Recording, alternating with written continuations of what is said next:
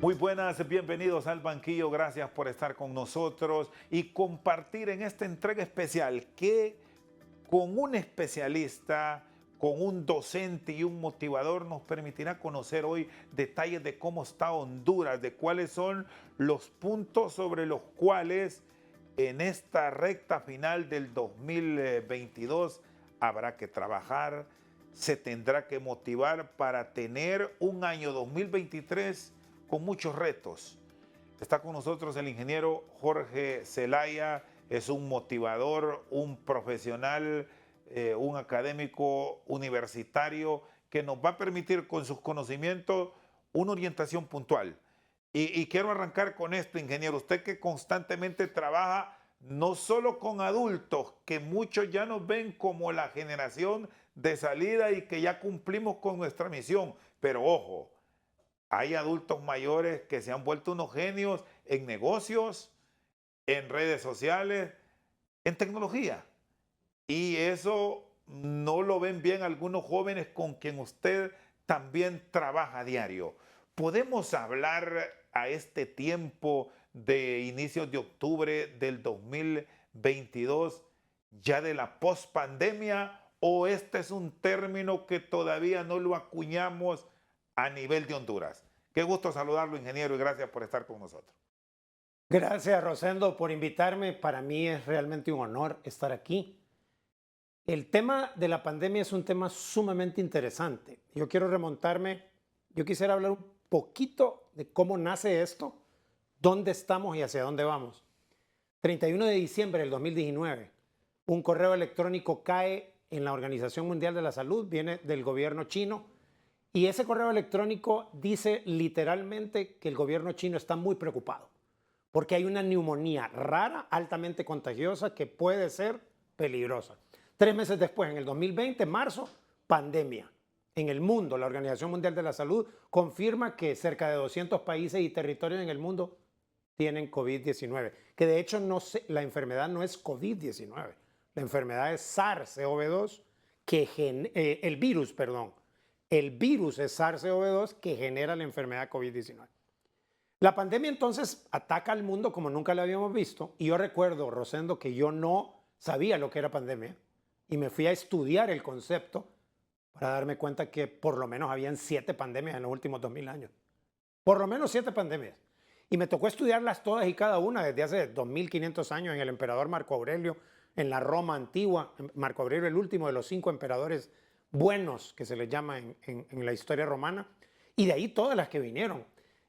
Azteca, la bubónica, la peste negra, la gripe española, mal llamada española, que realmente nació en Kansas en el 1918. Le cuento todo esto porque el pánico que teníamos todos en pandemia del 2020, cuando brota, es que no sabíamos lo que estábamos viviendo. Y es que pandemia se define como que todos la estamos teniendo al mismo tiempo. Y de ahí a este momento han habido varias etapas. Y hoy en día, hoy justo preparándome para estar con usted, reviso lo que es el Johns Hopkins Coronavirus Resource Center, que es el centro del Johns Hopkins. Siempre lo reviso para ver cómo están los números. Y en los últimos 120 días los números de casos en el mundo han subido muchísimo. Pero la mortalidad no ha subido casi nada.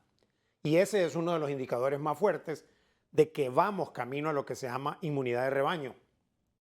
Inmunidad de rebaño es aquella en la cual o usted le dio, o usted está vacunado, o los dos, o la carga viral es muy baja.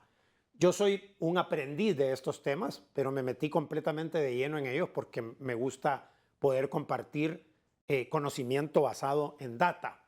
Y la buena noticia de lo que usted está preguntando es que, por ejemplo, en Estados Unidos hace un año, en junio del 2021, en Estados Unidos ya los profesores en las aulas ya no usan mascarilla y los alumnos tampoco. Universidades, todas las universidades que he contactado en Estados Unidos, desde junio del 2021 hasta ahora, octubre del 2022, las mascarillas no son obligatorias y los profesores y los alumnos están en aulas sin mascarilla.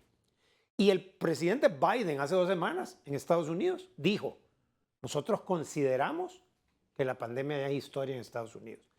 Si usted le pregunta a un profesional de la epidemiología, le va a decir que nada que ver, que no ha terminado la pandemia. Lo que pasa es que todo parece indicar que lo que nos aterraba, que era la carga viral muy fuerte a nuestro alrededor, va a ir bajando y bajando y bajando. Y de hecho, a mí, en lo personal, yo siento que lo que va a pasar con lo que he estudiado es que los próximos años lo que va a tener usted es que le van a avisar que está el refuerzo de COVID-19 como está el refuerzo de la influenza o el refuerzo de la gripe. Y usted va a decir, bueno, ya lo voy a ir a poner, ya me lo voy a ir a poner. Así va a quedar residualmente.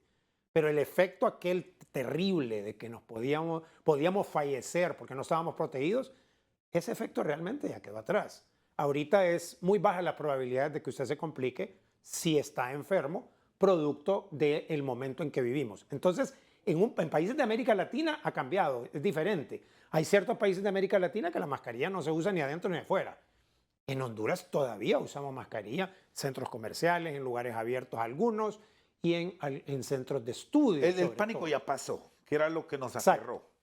El pánico ya pasó a niveles no manejables. Todavía sí se siente miedo, perdón, hay cierta inquietud, pero la verdad es que el efecto más grave en este momento, dicen los científicos, estoy citando científicos, ya pasó porque vamos camino a inmunidad de rebaño, que es cuando el contagio va a bajar. ¿Y cómo debemos irnos ya preparando como país a nivel de los diferentes estratos de la sociedad para dar el paso a niveles de nuestras economías hasta ese final del 2019, donde no es que estábamos bien, ni que vivíamos en las opulencias de los tigres asiáticos, pero teníamos una economía relativamente mejor y con niveles de crecimiento mucho más aceptables a los niveles inflacionarios de hoy, mezclados con ese tema de pandemia y sumado el ingrediente que nos trajo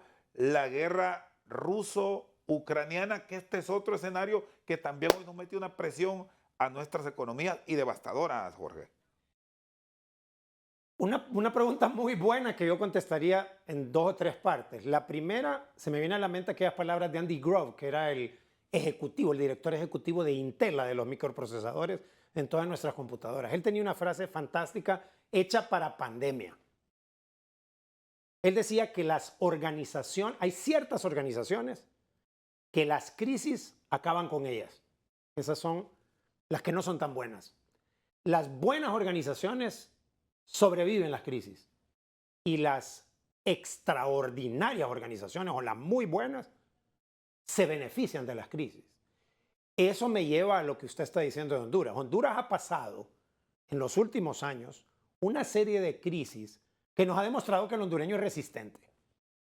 No sé si resiliente, yo diría que es principios de resiliente, porque resistente cuando usted recibe un golpe y lo recibe y amortigua el impacto y lo tiene.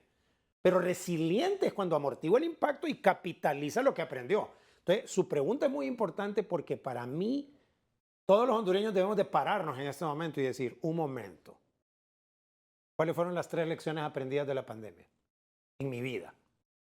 ¿Qué pasó? ¿Qué pasó? ¿Qué me pasó? Todo esto son 16 trillones de dólares, Rosendo, lo que costó la pandemia y todas las miles de personas que fallecieron en el mundo, cientos de miles de personas que fallecieron en el mundo, millones de contagiados. No podemos decir, fue un problema que tuvimos, una crisis. Un momento. Usted no deja pasar una crisis así nomás sin sacarle provecho. ¿Qué aprendimos los hondureños de la pandemia? Aparte que de la pandemia, en noviembre del 2020 tuvimos esta iota.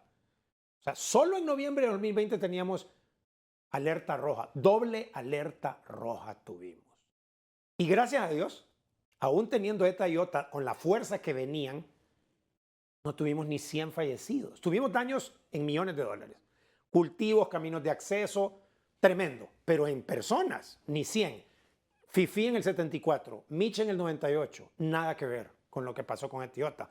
Nosotros realmente hemos sido bendecidos por la naturaleza, bendecidos por Dios, si somos creyentes. Pero yo creo que esto tiene un mensaje, que es qué vamos a hacer al respecto. El hondureño que está en el gobierno, que está en la empresa privada, que está en un aula, que nos está viendo ahorita, debería de parar un momento, sacar un lápiz, sacar el celular y decir, ¿cuáles son las 3 cosas que yo aprendí de la pandemia? ¿Cuáles son las 3 cosas más importantes que me dejó la pandemia?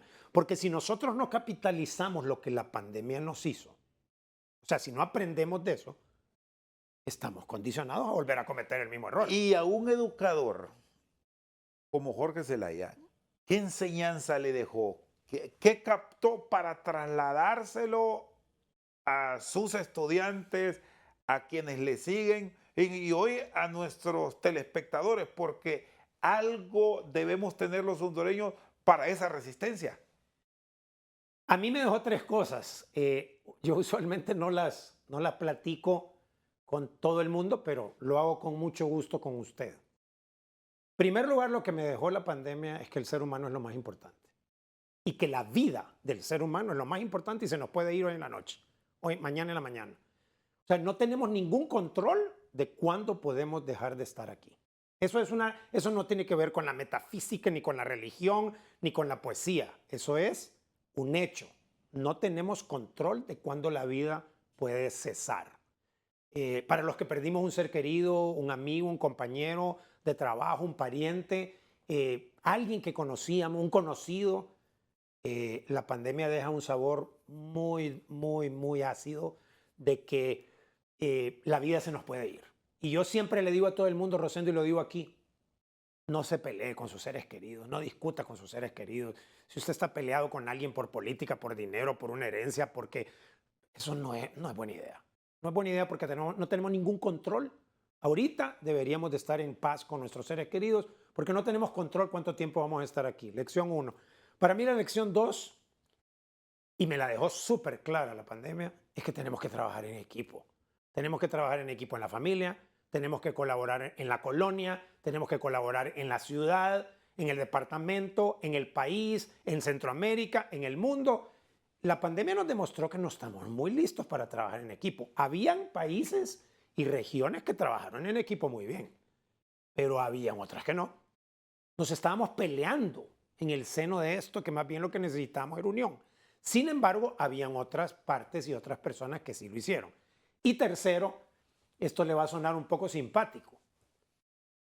El fondo de emergencia. Me dejó de aprendizaje la pandemia que todos tenemos que tener un fondo de emergencia. Los especialistas en finanzas personales dicen, Rosendo, los especialistas, que uno debe de tener 6 meses sus ingresos mensuales en una cuenta aparte. Sus ingresos o sus egresos, dependiendo de qué tan organizado es usted, pero digamos que son sus ingresos. Que usted debería tener sus ingresos mensuales, 6 meses de sus ingresos mensuales, los debería tener una cuenta aparte, que no se llama cuenta de ahorro. Por lo menos aquí, en este proceso de planificación, Jorge, que nos explica, partamos y dejémoselo como propuesta a la clase media. Sí, bueno, debería ser todo el mundo, pero nuestra economía no permite este alcance. Pero por lo menos el hábito del ahorro, dejémoslo ahí, pues, que empecemos a ahorrar con la idea de tener un fondo de emergencia. No crea que solo es la clase media la que puede. Yo conozco muchísima clase media que no tiene fondo de emergencia, muchísima, avasallante cantidad que no tiene fondo de emergencia. Y usted se asustaría, inclusive gente privilegiada tampoco tiene fondo de emergencia, porque cree que el ingreso siempre va a estar ahí. Y ese fue el problema de pandemia, ¿se acuerda? A los 2, 3 meses de confinamiento salgamos porque no tenemos de qué vivir. Es que eso era completamente natural. Entonces, para mí el tema del fondo de emergencia, y no es ahorros, no son los ahorros para el futuro, no son los ahorros para darme un lujito que me lo merezco, es el fondo de emergencia, es completamente aparte. Usted recibe su salario, multiplica por un porcentaje que usted decide cuánto es, lo mete en el fondo de emergencia y lo tiene. Porque si hay algo es seguro que yo aprendí en pandemia, que cualquier cosa nos puede pasar en cualquier momento. Muy bien. El profesor Jorge Zelaya, un motivador con nosotros esta noche al banquillo. Hacemos pausa. Cuando regresemos, vamos a revisar el trabajo en equipo, las expectativas que se deben generar en la población cuando hay unidad de criterios en positivo y que no esté el pleito, que es muy común en los políticos. ¿A dónde nos puede llevar esto si no le ponemos un alto en menos de un año de la nueva administración pública? Ya lo revisamos. ¿qué porcentaje medido habla mal de Honduras? ¿Y qué porcentaje medido hace cosas bien de Honduras? Entonces, cuénteme, pues. Porque yo le voy a asegurar que ahorita estamos en una sociedad en que habla mucho más de lo que hace. Todos nosotros hablamos de todo, opinamos de todo, pero no hacemos algo al respecto. Seguimos compartiendo el banquillo con Jorge Zelaya, ingeniero de profesión, un motivador constante a nivel nacional e internacional. Y quiero quedarme con este punto del trabajo en equipo, de la unidad de criterio desde el más alto nivel de país en un momento que nuestra nación requiere de unidad. Parece que los políticos en nuestro país, Jorge, no entienden de las realidades de nación. Y aquí por todo nos peleamos. Resulta que ahora un tweet o un Twitter revuelve a medio mundo. ¿Para dónde caminamos con todo esto? Bueno, es que realmente, Rosendo, lo que ha pasado con las redes sociales es que nos han dado un micrófono. Las redes sociales lo que han hecho es que nos han dado un micrófono. Todas las redes sociales nos dieron un micrófono a todos. Entonces ahora todo el mundo tiene un micrófono. Y hay ciertas personas que utilizan el micrófono para ciertas cosas. ¿Qué le puedo decir yo? Para mí, yo creo que son más las cosas que nos unen a los hondureños que las que nos dividen. Yo creo que tenemos enemigos en común. Yo creo que la pobreza, tanto de manejo inadecuado de nuestros recursos financieros, como la pobreza de espíritu, como la pobreza mental, la pobreza de actitud, creo que eso es grave. Ese es un enemigo que tenemos todos. Y yo creo que todos deberíamos de tener claro. Yo no estoy seguro por qué nos ponemos de enemigos, adversarios políticos, religiosos, sociales. Los enemigos son pobreza, los enemigos son ignorancia, por el amor de Dios. ¿Cómo puede ser que todavía estemos nosotros creyendo que la pandemia no golpeó la educación del país? Yo lo viví como profesor en pandemia, en donde drásticamente, de una forma brutalmente nos pasamos a una plataforma digital y la plataforma digital permitió que mucha gente la recibiera, pero no necesariamente la recibiera de la misma forma que personalmente. Entonces, eso hablando de universidad, que es un grupo privilegiado.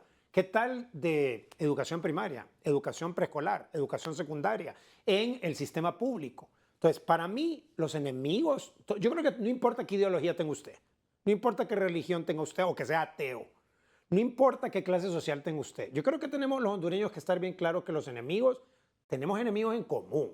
Y eso debe ser el no tener educación o la ignorancia. ¿Sí? Eso para mí, la pobreza. Nosotros deberíamos de entender que tenemos que empezar a desarrollar ese sistema de abundancia, ese deseo de dar un poquito más de lo que nos piden, de prepararnos para un futuro mejor, no solo estudiando en una universidad, a lo mejor no tiene plata para estudiar en una universidad, pero si tiene un celular y tiene un dispositivo móvil, Rosendo, todo el mundo puede estudiar ahora en el dispositivo móvil.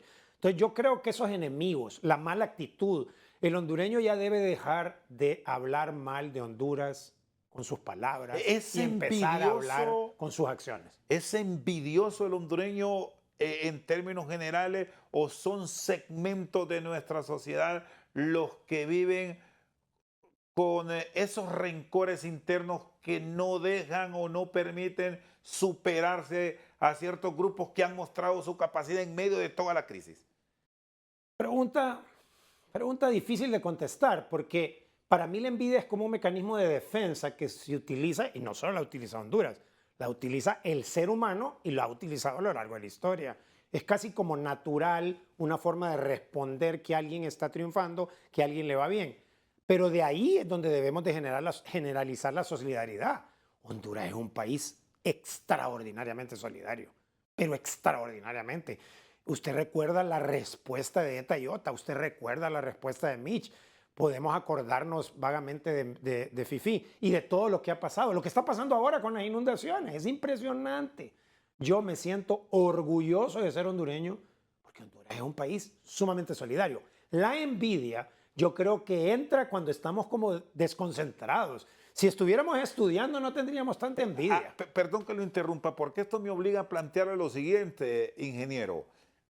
Segmento social, el de a pie, el desconectado de las decisiones que se toman a nivel de los políticos, ese es un hondureño solidario, pero el que tiene la posibilidad de cambio y de mando, advierte ahí descontrol, envidia, culpas para el pasado y no ver el futuro con decisiones que debo tomar ahora. De lo que yo he vivido y lo que yo he estudiado y lo que yo veo, el hondureño solidario en general, Rosendo, todos, en diferentes grados, pero todo en general.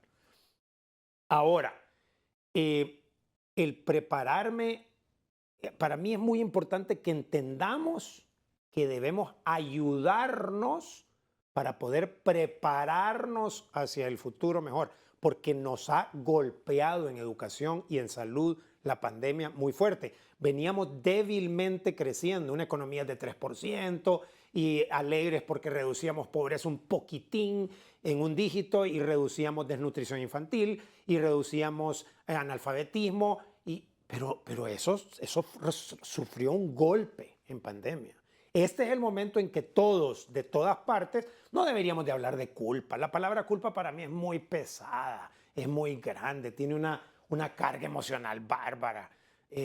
Mejor hablemos de responsabilidad. En lugar de echar culpa al pasado, hablemos de responsabilidad. Y esto atrasa el desarrollo, estar culpando y culpando. Es que estamos entreteniendo la crisis, entreteniendo. Yo creo que nos desconcentramos, pues. O sea, estamos desenfocados. Si yo le echo la culpa de que fueron los españoles los culpables de que estamos aquí y usted cree que los españoles se sienten muy responsables en este momento, o sea, nada que ver. O sea, ellos ya están pensando en otras cosas. Yo creo que nosotros, sinceramente, deberíamos de ver los países. Hay un instrumento que se llama benchmarking, que es referencia. Hagamos referencia de los mejores países en el mundo que han salido adelante. En Europa hay ejemplos, en el Asia los tigres asiáticos, en la misma África. ¿Por qué no analizamos todos esos países, Rosendo? Todos esos países se unieron todos, oposición, iglesia, política, deporte, ciencia, y dijeron, la única forma es que juntos nos metamos en el proyecto de sacar adelante el país.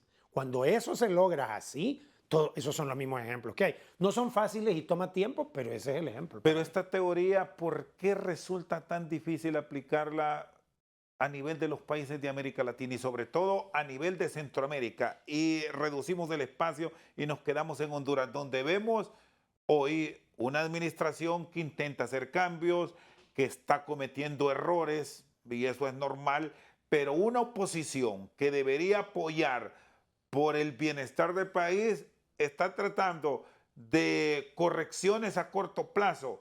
¿Es bueno o malo esto? ¿Cómo generar una administración positiva y favorable al mismo tiempo? ¿Es posible con lo polarizado que tenemos nuestra sociedad?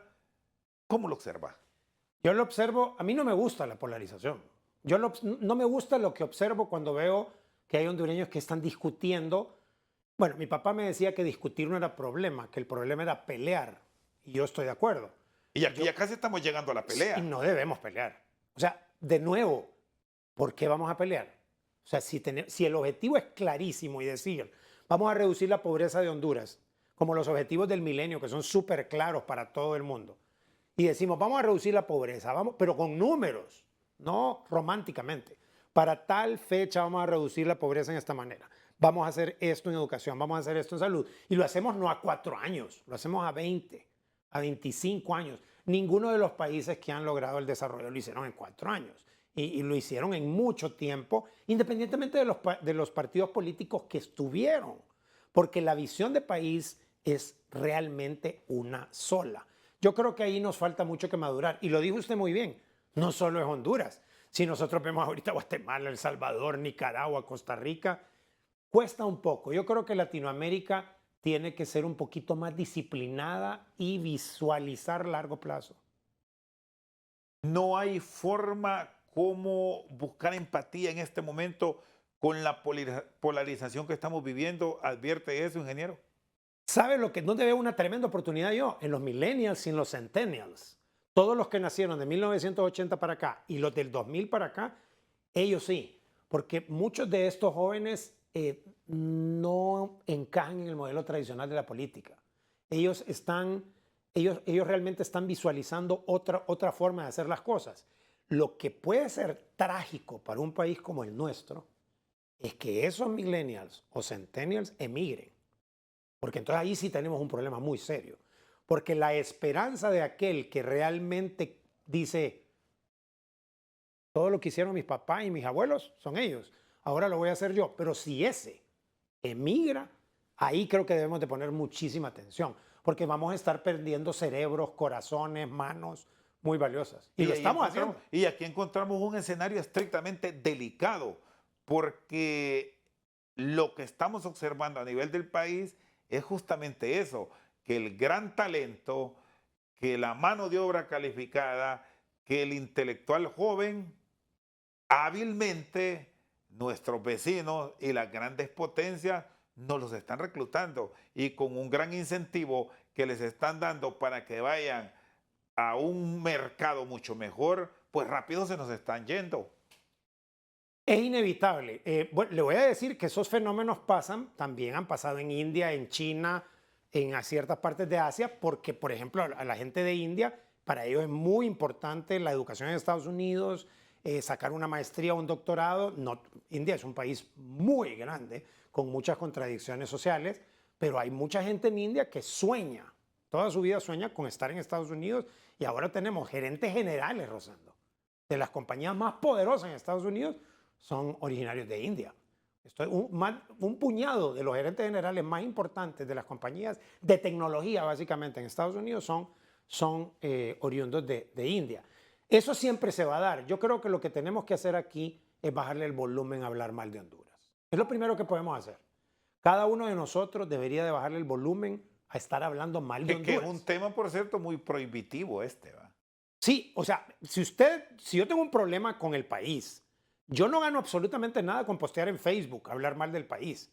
Yo recuerdo perfectamente las palabras de mi papá, que en paz descanse, porque yo estaba en la universidad y entonces me quejaba en la universidad y me quejaba en la universidad y me quejaba en la universidad. Me llamó y me dijo, no se queje tanto de la universidad, porque cuando usted se queja de la universidad, usted está quejándose de usted. O sea, usted está hablando mal de usted. No habla mal de la universidad, habla mal de usted, porque usted se formó en la universidad. Me quedaron grabadas esas palabras. Cada vez que hablamos mal de Honduras, hablamos mal de nosotros. O sea, eso no estoy diciendo ser ingenuo y ser ciego y ser absolutamente radical en positivismo, nada que ver. Estoy diciendo que le bajemos el volumen. Si yo tengo algún inconveniente y no estoy de acuerdo con que alguien hizo algo de Honduras, le voy a decir a él, o le voy a escribir, o voy a hacer algo al respecto. Pero vaciarme en redes sociales, hablando pestes del país, creo que es un mecanismo de defensa. Eso es lo que es para mí. Este negativismo nos puede llevar a retrasarnos mucho más. Sí, y es un hábito ya el negativismo. O sea, a mí me ha tocado lidiar con esto se eso. está presentando más en qué segmento de la población ha logrado medir. En el adulto, en el que está en término medio, que pasa a los 40, o en el joven que está reclamando. Yo al joven lo libro de esto, al centennial Es rebelde y al por milenio, naturaleza. es rebelde por naturaleza, pero si habla mal de Honduras, ese joven, la responsabilidad realmente no es de él, es de nosotros. O sea, porque él ha escuchado en casa, porque él escuchó en los medios, porque él escuchó en las redes, porque él escuchó en la universidad, en la escuela, porque él escuchó en el bus, porque él escuchó en el taxi. Y entonces usted está escuchando tanto, que es lo que llamaba Carl Jung, el famoso psicoanalista, el subconsciente colectivo. Le va entrando y le va entrando, y está negativo y negativo. Entonces, para mí, hay personas que me dicen, pero no solo podemos pensar en positivo, es que yo no quiero que la gente piense en positivo, yo quiero que la gente piense real. Es decir, cuestione con fundamento. Pues sí, analice si está mal, entonces cambiémoslo, pero tengo que aceptar que está mal. Ahora, si yo hablo mal de Honduras todo el tiempo, si yo me quejo de Honduras toda la vida, entonces lo que estoy haciendo realmente es entreteniendo esto.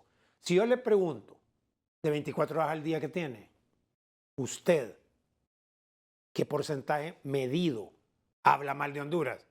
¿Y qué porcentaje medido hace cosas bien de Honduras? Entonces cuénteme pues. Porque yo le voy a asegurar que ahorita estamos en una sociedad en que habla mucho más de lo que hace. Todos nosotros hablamos de todo, opinamos de todo, pero no hacemos algo al respecto. Y de hecho, criticar con la persona que no es directamente responsable, no estamos atacando el punto. O sea, me acuerdo de servicio al cliente básico. Usted va a un restaurante y lo atienden mal y usted se queja con todo el mundo, menos con quien lo atendió mal, el proceso no se va a mejorar porque esa persona no se dio cuenta. Se empezó a hablar por otros lados. Muy bien, está con nosotros Jorge Zelaya. Vamos a ir a una pausa. Cuando regresemos, ¿hay en nuestro país políticos que les gusta vivir dentro de esa jungla, dentro de ese caos y les beneficia? ¿Deben cambiar sus conceptos por el bienestar colectivo? ¿Ahora mismo estamos a tiempo de lograrlo? ¿Cuál es su visión? Después de la pausa tenemos aquí la respuesta. ¿Sabe quién es, Rosendo, el mejor líder que nosotros podemos tener en este país? Es la madre soltera hondureña. Las madres hondureñas, y particularmente las madres solteras, son los mejores líderes que hay. Porque tienen todas las características de un buen líder. Tienen visión, cambian el mundo a su alrededor. No van a la U, pero logran que sus hijos vayan a la U. Dejan de comer ellas porque coman sus hijos. Seguimos al banquillo con Jorge Zelaya. ¿Cómo quitar ese concepto de muchos? Yo creo que aquí hay en todas las profesiones, como usted señalaba. No es que vamos a culpar al que gobierna, al que esté en el legislativo, en el sistema judicial. Es de ciertos personajes que se benefician de estos temas, de la crisis en general. ¿Hay forma cómo corregir esto en medio de un país que hoy genera mucha discusión entre las cúpulas que gobiernan? A mí me fascina que hubiera discusión fértil. A mí me fascinaría que hubiera una discusión que sería una lista de los problemas de Honduras, que se llama lluvia de ideas, pero la lista no es tan importante, fíjese, para mí. La lista de los problemas de Honduras no es tan importante porque todo el mundo se sabe cuáles son los problemas. La lista de la respuesta a los problemas, ¿cómo los vamos a solucionar? A mí me fascinaría que hubiera una lista, sesiones en las cuales los hondureños opinaran cómo resolver el problema. Tenemos problemas en esta área, en la otra, en esta ciudad. Perfecto. ¿Cómo lo solucionaría usted? O sea, a mí me parece que tenemos que pasar del lado de la crítica, que está bien criticar si no es una crítica que no lleva a nada, si es una crítica positiva, a pasar a la acción. Posiblemente alguien me diga, qué iluso este señor, tendría que estar en el gobierno para cambiar las cosas. O sueña mucho, dirán otros, Jorge anda perdido, porque lastimosamente ese es el concepto que se tiene cuando se abordan estos temas con personas que debemos decir no están en política, que son hombres de academia. Sí, y no solo de academia, a mí me ha tocado de acción en la cancha darme cuenta que el hondureño está sediento de esto. Porque yo tengo una firma, tengo una empresa y en mi empresa, con mis clientes, me encuentro con esto. Y es que esto es lo más interesante, ¿Qué es lo que más está reclamando en este momento el hondureño? La gente, el que desea quedarse en Honduras y no irse. La gente tiene hambre de superarse. El deseo de superación es el elemento más en común de todos los lugares donde yo visito, de todas las personas con que yo me entrevisto, independientemente de todos mis clientes, todos mis alumnos, de 10 elementos que yo evalúo en las personas, el deseo de superación. Superación económica, educativa, social. Toda la superación. O sea, la superación integral. ¿Sabe por qué? Porque eso es parte del ser humano, Rosendo. Es parte del ser humano. El ser humano se siente feliz cuando se supera a sí mismo, cuando crece, cuando evoluciona, cuando aprende, cuando le va un poquito mejor. Y no solo económicamente hablando. Entonces, yo creo que esto es sumamente importante. Yo sigo insistiendo, soy sumamente necio. Tenemos que cambiar el discurso de quejarnos con palabras a quejarnos con acciones. O sea, si yo me quiero quejar de lo que no me gusta del país porque no se ayuda a la niñez, entonces vaya a una organización voluntaria y ayude a la niñez con una organización voluntaria. Y yo le quería decir algo que se me fue de la vez pasada, del último segmento, que usted me preguntó. Hay una cantidad de hondureños extraordinarias que no son conocidos en ninguna parte, pero que yo he tenido la oportunidad de empezar a lidiar, jóvenes de mediana edad, mayores, que hacen trabajo silencioso, que ayudan a alguien más, que le están... es impresionante. Yo estoy fascinado, Rosendo, fascinado con tanto hondureño que ayuda a otro hondureño y no nos damos cuenta. Lo hace a título personal, lo hace a título de la iglesia, lo hace a título de la comunidad. El hondureño realmente quiere ayudar al otro hondureño. A mí me parece que no tenemos que bajarle el volumen al ímpetu de salir adelante. Y aquí es donde hay que tener el cuidado en la selección y en el impulso local, porque nos los están reclutando. Ya me hacía esa referencia en términos educativos de lo que pasa con el talento indio, que por cierto va a ser el país más poblado de la tierra en un par de años. Y ahí vamos sumando donde encontramos en los países de la Europa del Este, que la satanizamos por sus conflictos armados, que están con mucha frecuencia en los últimos 50 años, y ahí encontramos los mejores matemáticos de la Tierra también. Sí, no importa, a mí me fascina cuando vemos latinoamericanos que están triunfando, haciendo cosas maravillosas. Yo creo que yo tenía una reunión con un norteamericano hace unos días y él me decía que realmente él cree mucho en Honduras, que él cree muchísimo en Honduras, que él ve mucho talento, que necesitamos liderazgo. Y es simpático porque es una de las palabras que más me gusta a mí, que yo enseño, con la que yo trabajo, con la que me siento identificado, pero liderazgo debe ser el que debemos hacer todos. ¿Sabe quién es, Rosendo, el mejor líder que nosotros podemos tener en este país? Es la madre soltera hondureña. Las madres hondureñas, y particularmente las madres solteras, son los mejores líderes que hay. Porque tienen todas las características de un buen líder. Tienen visión, cambian el mundo a su alrededor, no van a la U, pero logran que sus hijos vayan a la U, dejan de comer ellas porque coman sus hijos. Para mí, el ejemplo de liderazgo de la madre soltera hondureña es incomparable. Y no digamos la que logra desarrollar el talento y se supera. Es un ejemplo incluso hasta en lo administrativo extraordinario. Mujer educada y con alta autoestima cambia todo a su alrededor. Esas dos características en una mujer hacen que esa mujer lidere y cambie la sociedad a su alrededor. El Banco de los Pobres, por ejemplo, el Grameen Bank de Muhammad Yunus, le presta a los pobres, nada más. Solo los pobres le presta. Adivine quiénes son los mejores pagas de esos préstamos, las mujeres. En general, los microcréditos, que son mujeres las que lo sacan, nunca faltan. No hay mora, las moras bajísimas, pagan a tiempo, siempre pagan. Una mujer con alta autoestima y una mujer educada es una mujer imparable. O sea, modifica todo a su alrededor, domina todo a su alrededor, y eso creo que debemos hacerlo en Honduras. Todas las mujeres que nos ven, que nos están escuchando, deben de buscar siempre mejorar su autoestima a través de buscar buenos derroteros y estudiar. Si no tiene plata, estudiar en internet, bajar libros, ver conferencias. Yo estoy asustado de cómo usted puede aprender tanto en internet hoy gratuitamente. ¿Y por qué no terminamos de aprovechar estas coyunturas en nuestro país? Porque ahora que me mencionó al Premio Nobel de Economía, el señor Yunus, él estuvo en Honduras aquí para impulsar estos proyectos. Allá fue en el gobierno de Manuel Zelaya Rosales hace más de una década. Hace más de 10 Creo que fue en el 2008, si no me equivoco, 2007. Pero creo que tiene, me parece que estos proyectos se pueden tomar ahora. No, pero todavía el concepto, lo que pasa es que no nos damos cuenta. Creo que el Grameen Bank, que tiene otro, el Banco de los Pobres, tiene otra iniciativa. Creo que creo que sí, no puedo hablar con propiedad porque no sé, pero creo que todavía funcionan. Y le voy a decir algo, esas iniciativas de las cajas rurales lideradas por mujeres, hay un montón en Honduras. Hay por organismos internacionales, por fundaciones, el mismo Estado.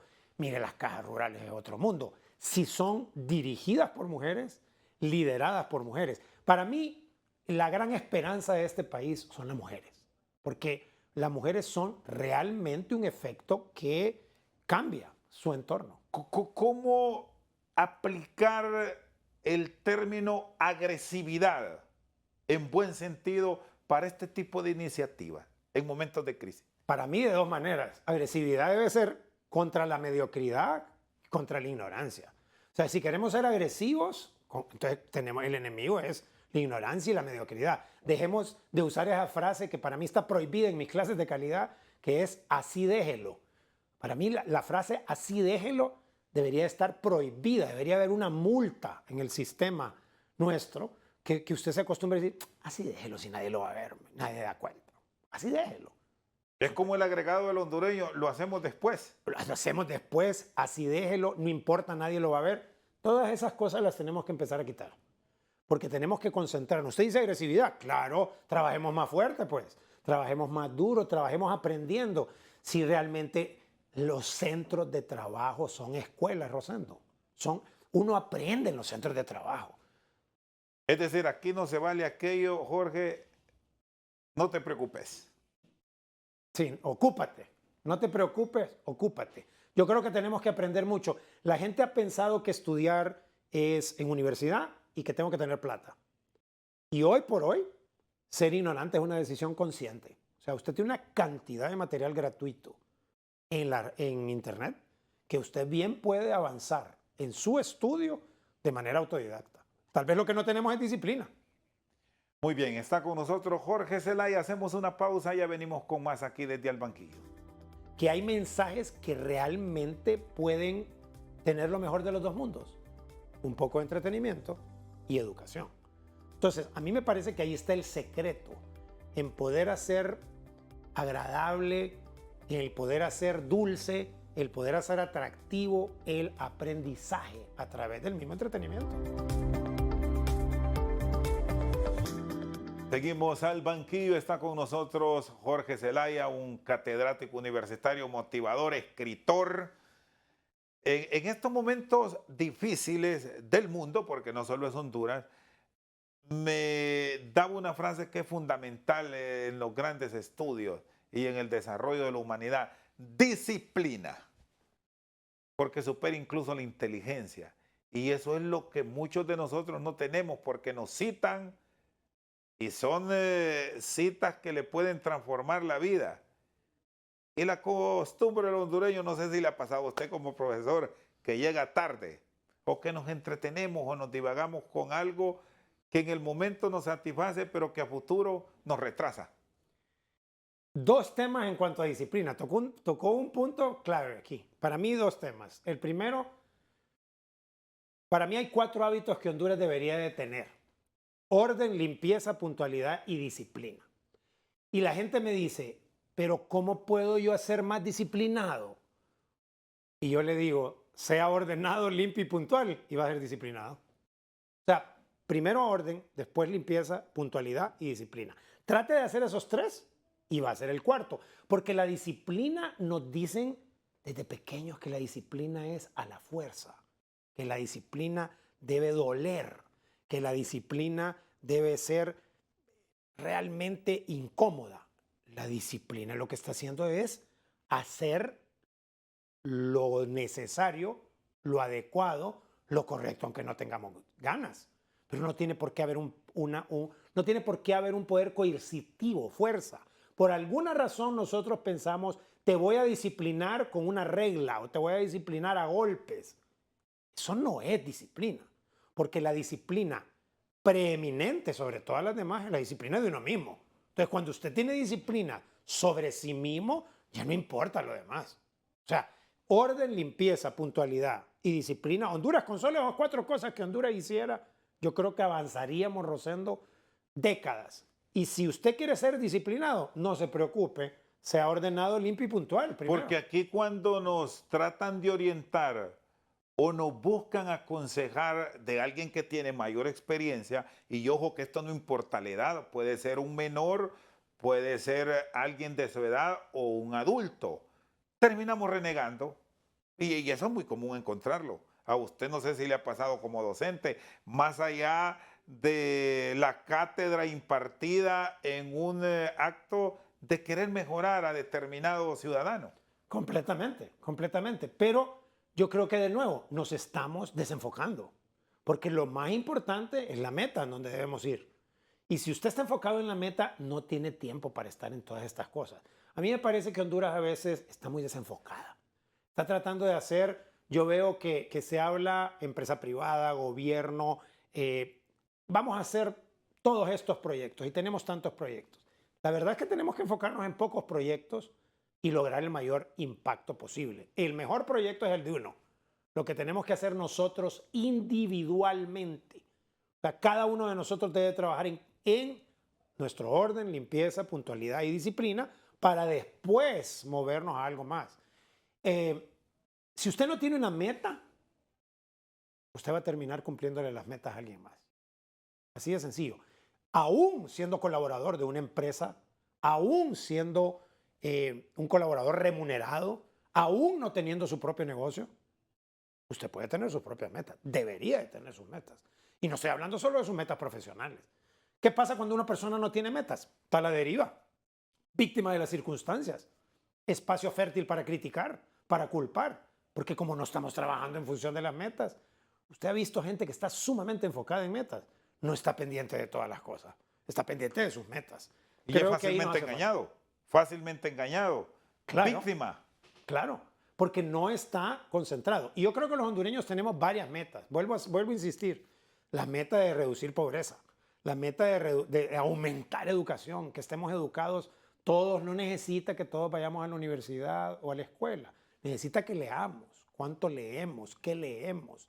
Ahora que tenemos nuestros dispositivos. Rosendo, yo viajo por el país y yo veo a todo el mundo en el celular. Yo estoy en un aeropuerto y veo a todo el mundo en el celular. Yo estoy en el supermercado, veo a todo el mundo en el celular.